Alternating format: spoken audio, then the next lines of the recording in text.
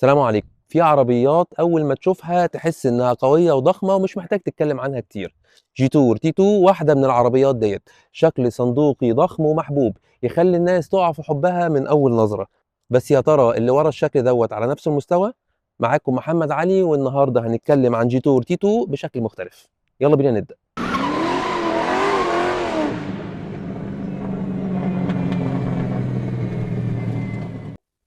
ما ينفعش نبتدي كلامنا في فيديو النهاردة عن التيتو غير لما نبدأ بالشكل الخارجي، لأن ببساطة ده أول عنصر بيخطف العين قبل أي حاجة تانية. أول ما تبص عليها هتحس إن قدامك عربية بتعلن عن شخصيتها من غير ما تتكلم، حتى لو شبهوها بغيرها من العربيات. تصميم صندوقي قوي، خطوط حادة بتدي إحساس صلابة، وشبكة أمامية ضخمة مكتوب عليها كلمة جيتور بشكل واضح، بتدي حضور واضح على الطريق. الفوانيس ليد شكلها هجومي وعصري، ومع الرفارف العريضة والجنوط الكبيرة بتحس إن العربية واقفة بثقة حتى وهي ثابتة. ومن الجنب هتلاحظ التوازن في التصميم، لا مبالغ فيه ولا بسيط زيادة، كله معمول بحساب. أما من ورا فالشكل مكمل نفس الطابع الجريء، بإضاءة مميزة وتفاصيل تخلي أي حد يشوفها يعرفها فورا. باختصار، التصميم الخارجي هنا مش مجرد شكل حلو، دي رسالة بتقول إن العربية دي معمولة للي عايز حضور وهيبة على الطريق. المرة دي هنعمل تجربة القيادة بطريقة مختلفة شوية، مش هنبتدي بالأداء زي أي مراجعة. المرة دي هعيشك معايا تجربة السواقة وهنخلي الأداء آخر حاجة. هنبتدي بالتصميم الداخلي والمساحات الداخلية. زي ما اتكلمنا على إن الشكل بره كان مبهر وملفت للانتباه ويتحب من أول نظرة، الشكل جوه مكمل على نفس الوتيرة. كل حاجة هتقع عليها عينك هتبقى مريحة بصريا، ومكملة إن العربية دي عربية أوفرود وعربية صحراء، ولكن بشكل عصري شوية. من الشاشة الكبيرة، تصميم كل شيء، التريم اللي في التابلو اللي عامل زي الهامر اي في، كل حاجة هتقع عليها ايدك هتحس انها سوفت تاتش، ماتيريال كويسة. العربية اللي معايا دي عاملة حوالي 56 ألف كيلو.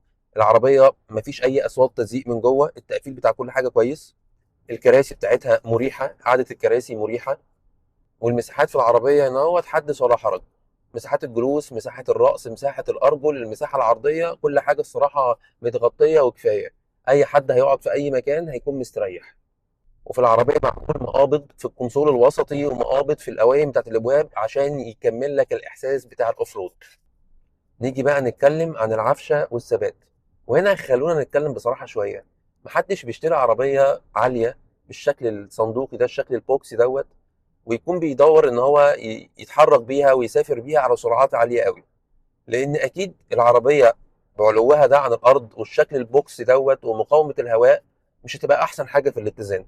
عشان كده العفشه هنا هو بتميل اكتر للنشوفيه، على الرغم ان بروفايل الكاوتش عالي عشان يحسسك شويه بالراحه، ولكن هنا العفشه ناشفه شويه عشان يحافظ على الثبات في السرعات العاليه، يديك احساس كده بالامان وانك انت لسه متحكم في العربيه.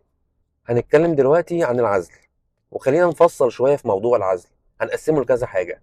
العزل الارضي في العربيه ده عزل ممتاز. انا تقريبا بسمع صوت الكاوتش في العربيه ديت طول ما انت ماشي وبتحتك باي حاجه، طرق ممهده طرق غير ممهده، ما تسمعش خالص صوت الكاوتش. لكن عزل صوت الموتور هو اللي مش احسن حاجه. دايما صوت الموتور بالذات لما الار بي ام بيعلى بيوصل لك في الكابينه على طول. والعزل الخارجي كاصوات خارجيه برضه معزول كويس، ويمكن ده يرجع سببه لان الازاز اللي بره ازاز دبل. ولكن في السرعات العالية صوت الهواء طبعا بيبقى مسموع ومسموع بوضوح. وده الصراحة مقبول في عربية بالتصميم الصندوقي وحجم المرايات الكبير دوت.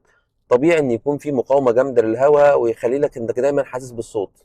فده كان تقسيمتي للعزل. لو اتكلمنا عن استهلاك البنزين، فاستهلاك البنزين في العربية دي برضه من الحاجات الغريبة شوية. العربية دي في السرعات البطيئة قوي يعني والتوقف الكتير استهلاك البنزين فيها عالي.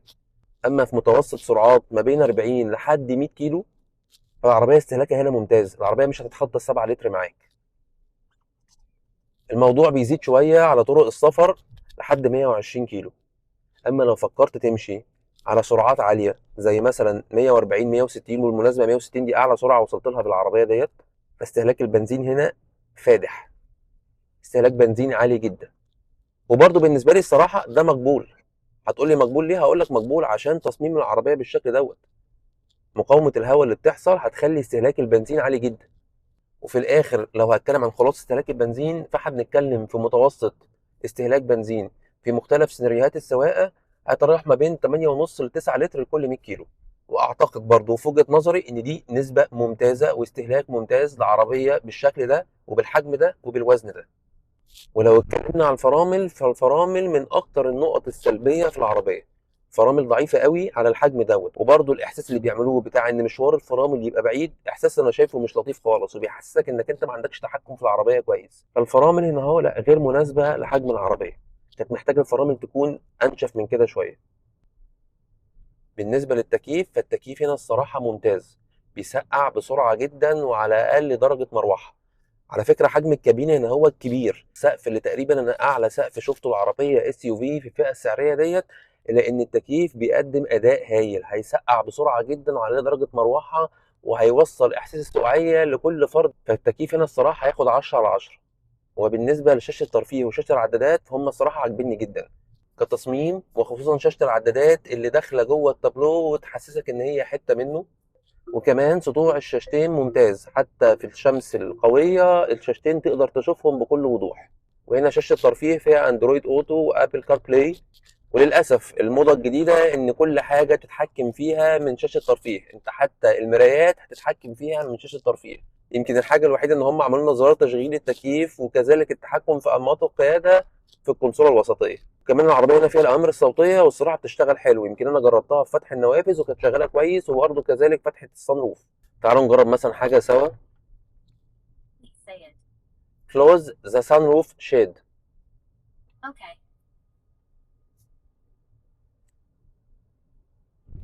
ممتازة الصراحة، ممتازة، تستجيب بسرعة. وهنا نيجي لآخر حاجة في تجربة القيادة بتاعتنا، وهي الأداء.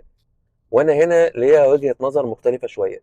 العربية دي بتنزل مصر بنسخة الموتور ال 1500 سي سي تربو. لو أنا جيت اتكلمت عن أداء الموتور دوت مع العربية بالحجم ده والوزن ده والتصميم دوت، أنا شايفه أداء مقبول جدا، مش مستني حاجة فيه أكتر من كده.